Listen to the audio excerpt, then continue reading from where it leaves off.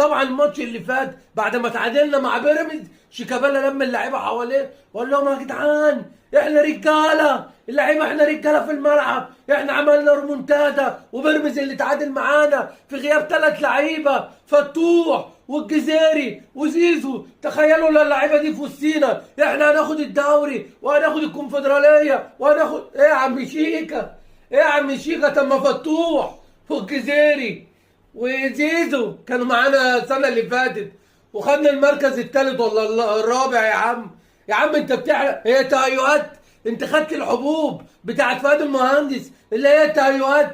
ايه يا عم ارحموا نفسيكم. شوفوا الاهلي النهارده بيعمل ايه، شوفوا الاهلي في افريقيا بيعمل ايه. الاهلي رجعنا تاني، تعال بظهرك تاني. الاهلي زي ما غلب المصري 4 وفي افريقيا النهارده كسب 3. ويا ترى هل ترى مين الضحيه اللي جايه؟